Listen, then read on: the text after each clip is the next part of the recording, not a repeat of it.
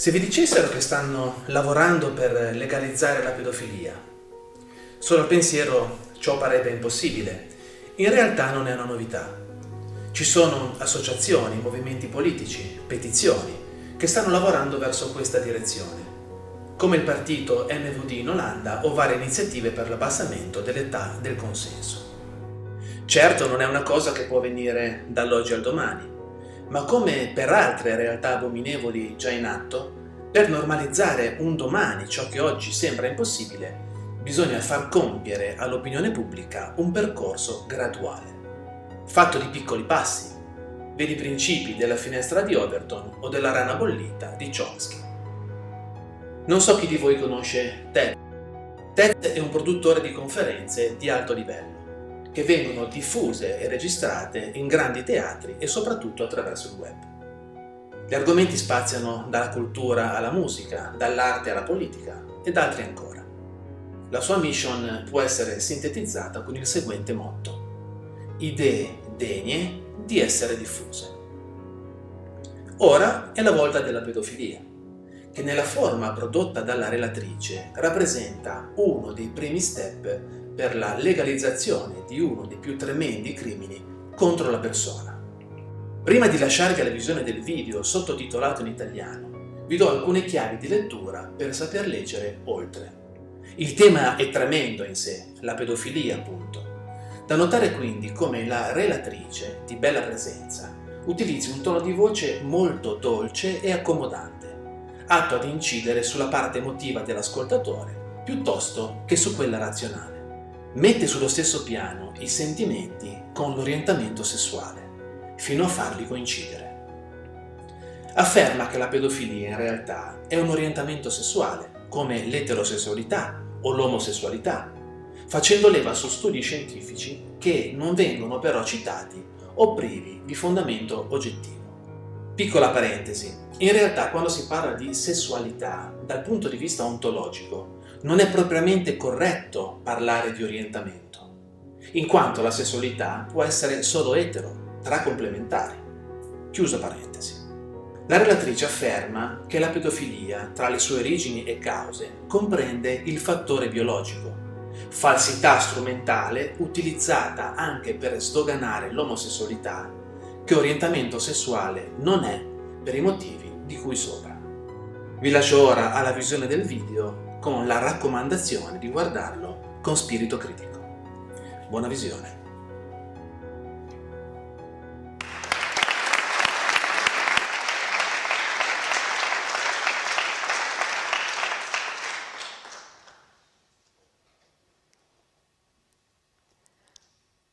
Let me tell you about Jonas.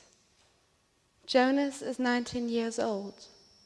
He studies law in Munich. In his spare time, he likes to play soccer. Jonas has a secret which he thinks he cannot share with anyone, not even with his best friend or with his parents. He's just too afraid of anger, rejection, and repulsion. Jonas knows that he has to suppress his sexual drive for his entire life. And he also knows that there will never be a loving and fulfilling partnership that he can enter. Because Jonas is a pedophile.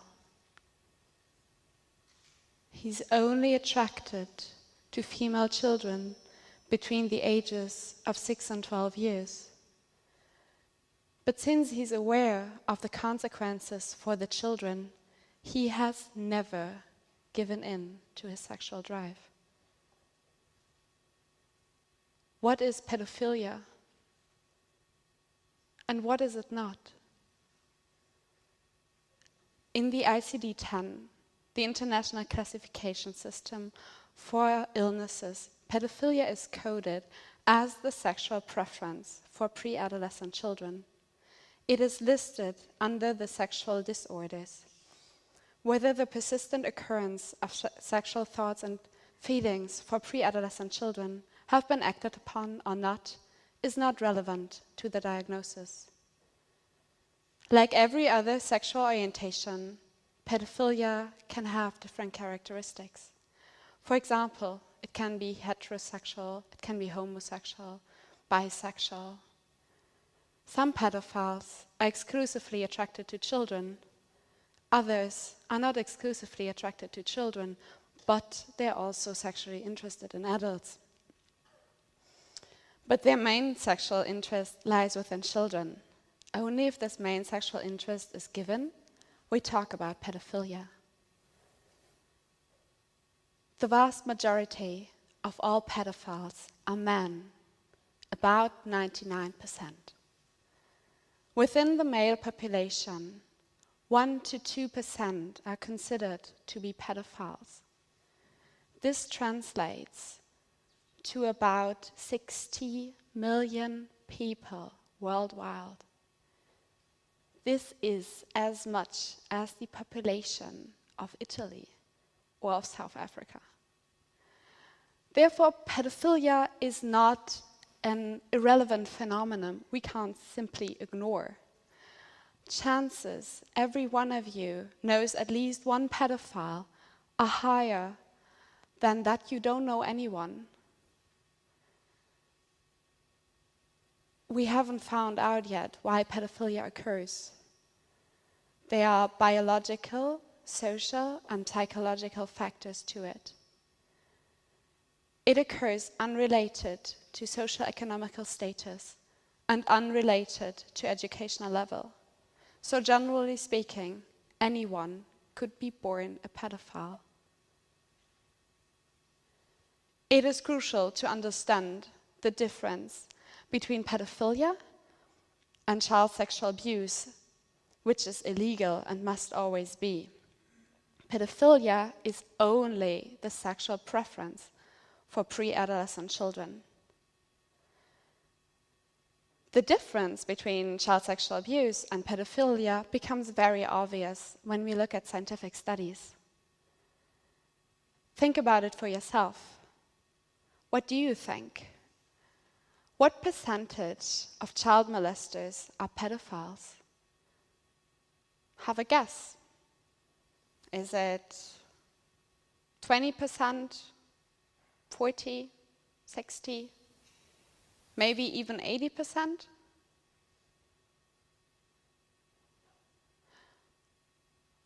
In fact, scientific studies indicate that only 20 to 30% of all child molesters are pedophiles.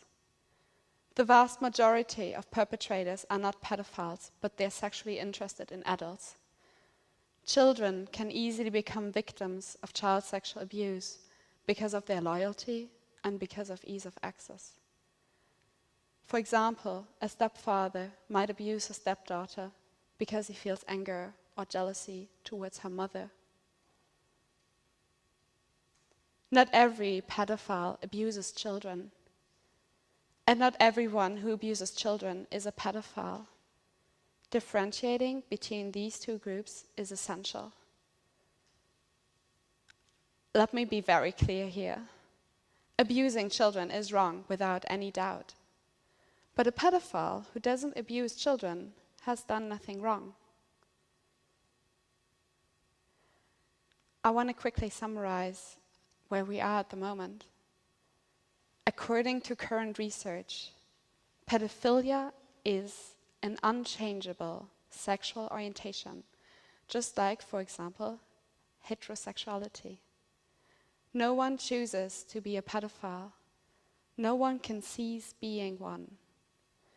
The difference between pedophilia and other sexual orientations is that living out this sexual orientation will end in a disaster.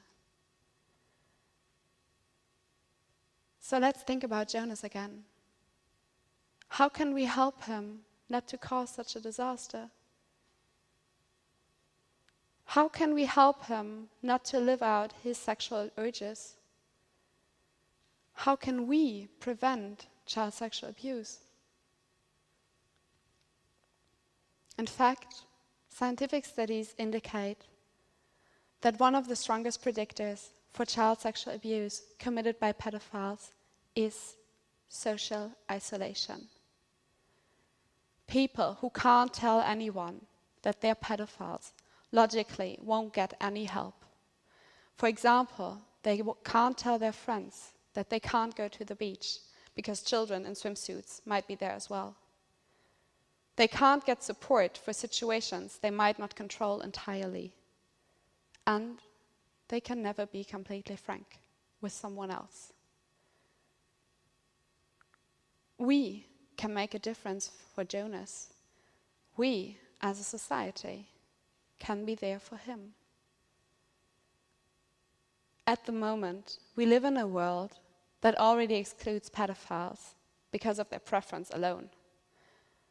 Someone who's lonely and excluded from society has little to lose and is at much higher risk to commit a crime, like, for example, child sexual abuse. We can make Jonas feel that he stays a valuable member of our society, although he's a pedophile.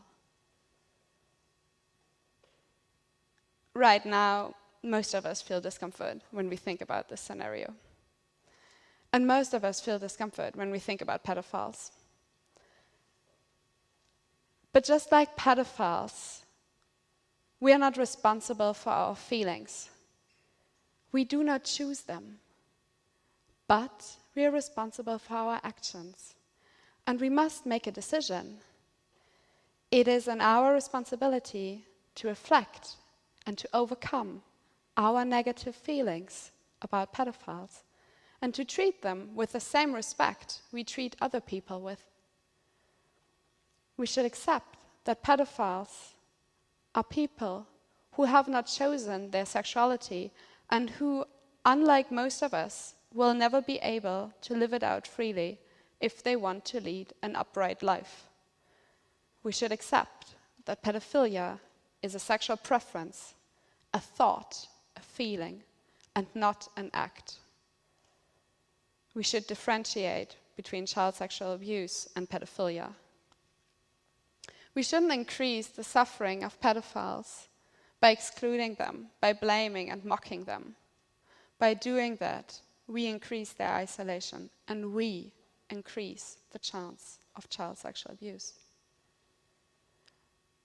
Only if they make themselves recognizable, because they're not afraid of punishment, of anger and rejection, can we better understand the causes of pedophilia and we can improve their treatment. We can help them accept their sexuality and help them learn to refrain from acting on their sexual urges which cause harm to children. We can encourage them never to commit child sexual abuse. We can help them refrain from entering dangerous situations they might not control entirely. And we can prescribe medication. This approach has already been successful.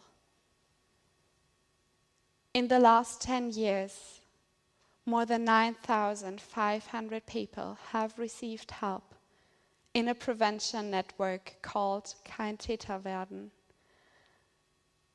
which means don't offend in English, at university hospitals in Germany. The last survey shows that 98% have never committed child sexual abuse. Unfortunately, this program is not gonna eradicate child sexual abuse, but it is the first step in the right direction. Pedophiles who have received treatment have a better understanding of who they can turn to in order to prevent abuse before it happens. Most of you might ask themselves now, why is she telling us that? 5 years ago, I first heard about Jonas's life. Prior to that, I have never really thought about pedophilia, and I had just adapted the prevalent societal view about it without never really questioning it. I felt anger and disgust about pedophiles. my perspective has been completely changed by hearing Jonas's story, hearing about his cruel fate, and understanding the difference between child sexual abuse and pedophilia. As a medical student with a background in psychology, I feel it as my responsibility to help others overcome and escape wrong stigmatization and to have a positive impact on our future society. By changing our view about pedophilia as a society and by offering them support and therapy, we can help millions of people to live better lives, and we can effectively reduce child sexual abuse. No one is responsible for their feelings, but everyone is responsible for their actions. I thank you very much.